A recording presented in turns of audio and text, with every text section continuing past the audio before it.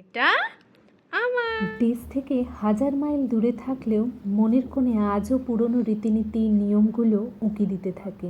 আজ নীল ষষ্ঠী। ছোটবেলা থেকেই দেখে এসেছি মা সারাদিন নির্জলা উপোস করে ভোলানাথের মাথায় জল ঢালে, আমাদের নামে বাতি দেয়, শুধু আমাদের মঙ্গলের জন্য। আজ প্রবাসীর এই ব্যস্ত জীবনে নিজেও সেই একই প্রার্থনা নিয়ে বসলাম।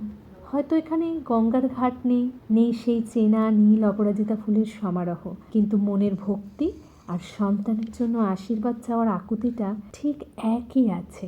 তাই মিষ্টিকে সাথে নিয়ে আমার সাধ্যমতো এবং মনের ভক্তি নিয়েই করলাম পুজো। পুজো করতে করতে মিষ্টিকেও শেখাচ্ছিলাম কিভাবে ঠাকুরের সামনে ফুল দিতে হয়, কিভাবে প্রার্থনা করতে হয় সেইগুলো। দিয়ে দাও, হ্যাঁ ছেড়ে দাও, ওখানে রেখে দাও, হ্যাঁ নাম করে নাও। ও দেখলাম খুব আনন্দ পাচ্ছিল, তো সেটা দেখে আমার মনটাও খুব ভালো লাগছিল। বলো ওং নমঃ শিবায়। ওম নমো শিবায়। জয় গোপাল, জয় গোপাল।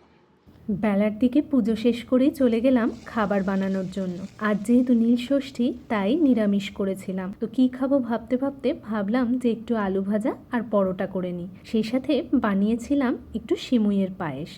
আজকাল কেন জানি না যখনই রুটি লুচি পরোটা যেটাই বানাই না কেন খুব ইচ্ছে করে একটা ছোট্ট করে বানাতে মিষ্টির জন্য।